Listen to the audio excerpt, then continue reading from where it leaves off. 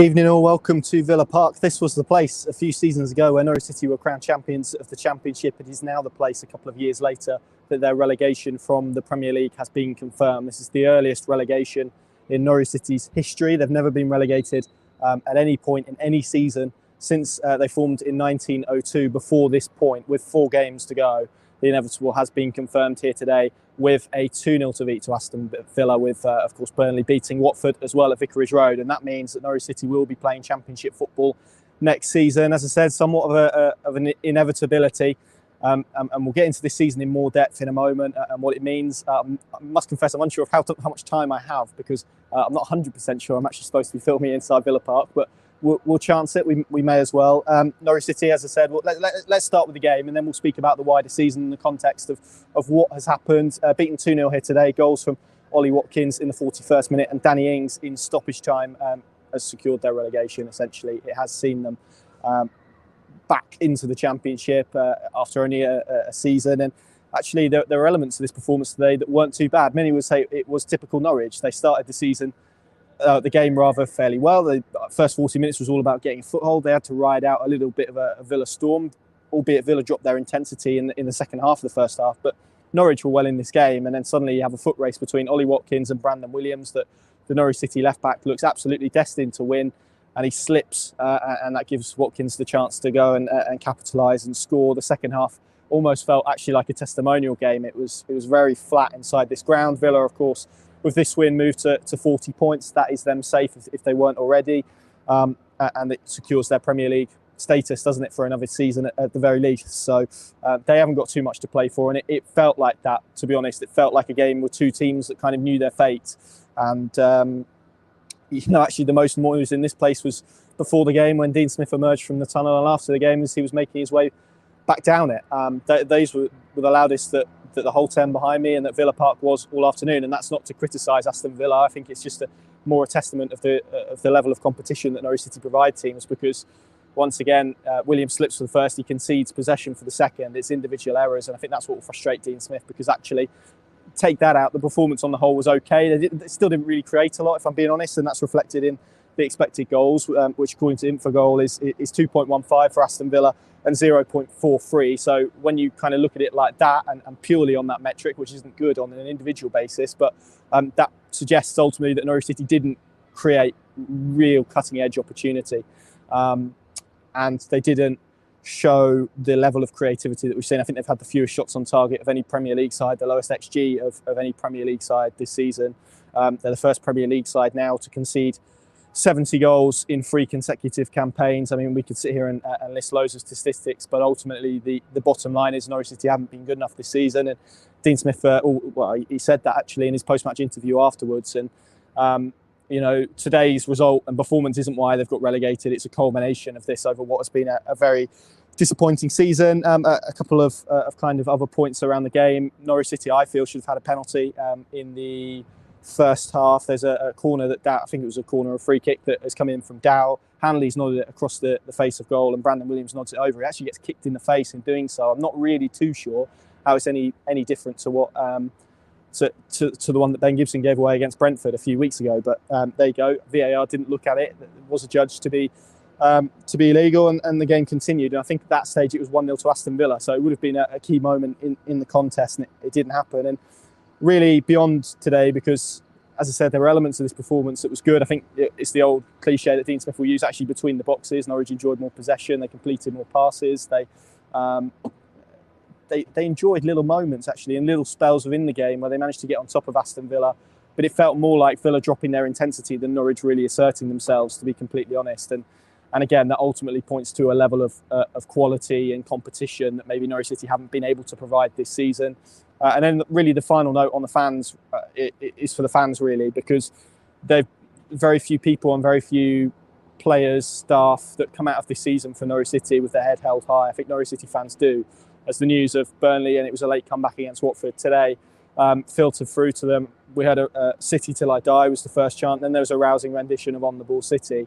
And that does support what Dean Smith said on Friday, that he doesn't feel, and it is his opinion, that there is an apathy around the club at the moment. He doesn't feel there is a disinterest in Norwich City at the moment. He feels those fans are interested and they are still willing to support. And ultimately, that was probably the highlight of the day from a Norwich City perspective, seeing those fans cheering the way they did, because they've seen this before, they've seen relegations before, they know what it feels like, they know how it hurts, they're frustrated, they want questions asking.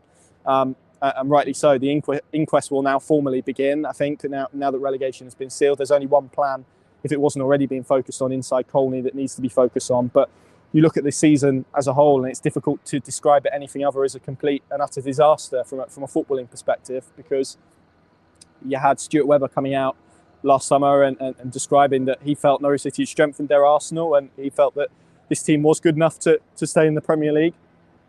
That is ultimately the decision that led to Daniel Farke being sacked in November. That hasn't panned out to be anywhere near reality. As we said, this is the earliest point that Norwich City have ever been relegated in a season.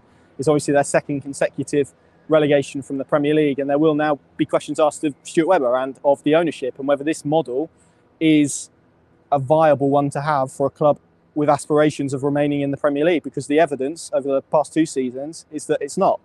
And this was a season where there was inflated expectations. There was rhetoric was dialed completely up in terms of, we can expect at least a bit more competitiveness from Norwich City. We can expect Norwich City to be closer to the teams that they're competing against.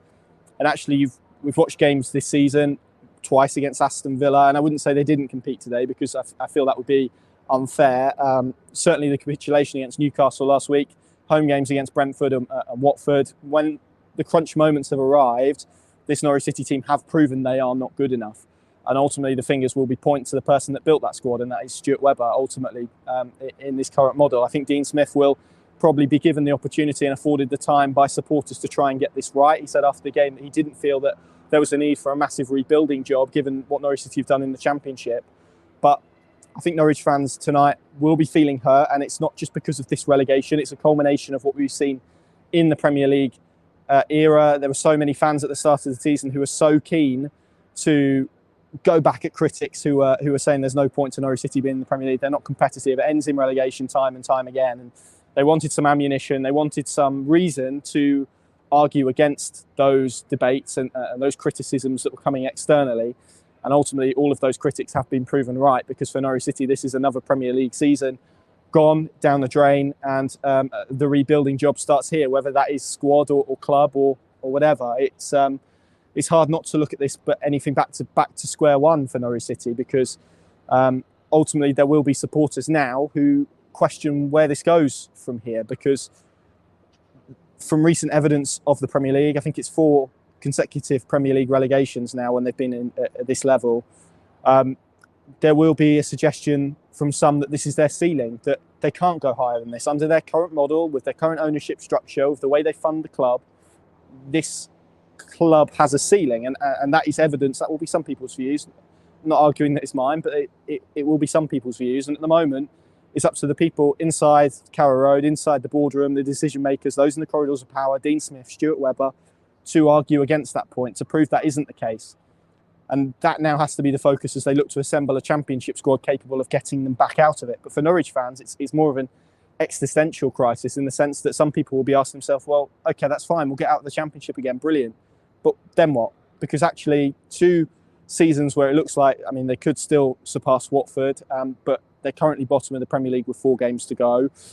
There will be some who argue, I mean, it doesn't really matter materially whether they finish 19th or whether they finish 20th, but it does feel like there will be people now who feel that Norwich are, this is what Norwich City are at Premier League level. This is what they are. They are a team that finishes bottom, that struggles to compete in the long term, and that gets relegated ultimately. And that will be the frustration that supporters have tonight and for the coming weeks when the inquest continues. And it's very hard at the moment, while it's raw, while it hurts, and there will be a turning of the page. I think we're probably expecting some people to come out and speak. Whether they do to us or not will remain to be seen.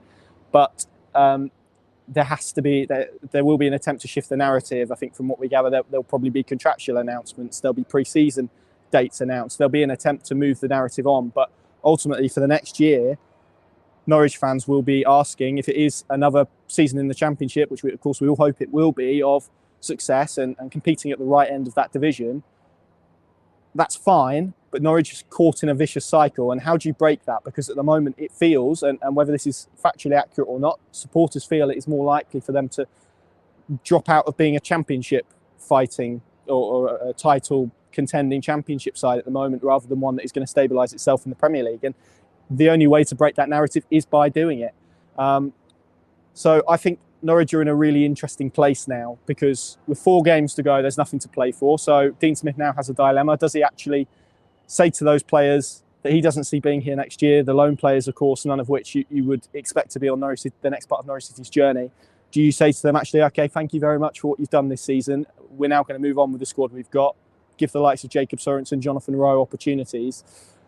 But then where does that argument end? Because do you stop playing Max Aarons? Do you stop playing Milo Rashica? It's a difficult balance now that Dean Smith has to strike. And, you know, to be 4 games left of the season with nothing to play for, your fate already sealed, relegation already confirmed.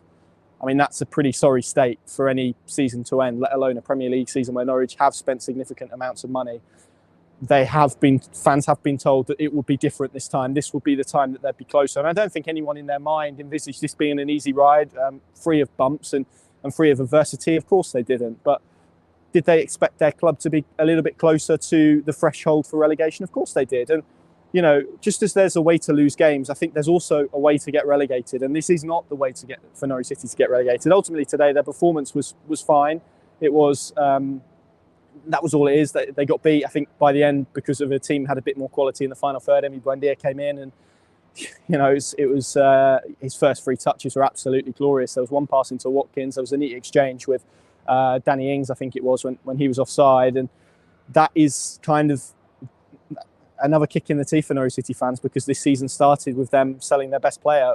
We can have an argument about whether he wanted to go or not all day long. That is a fact. They sold the best player they had. And it feels like this has been a season where they have been proactive on and off the pitch to various issues, to various moments that have arisen.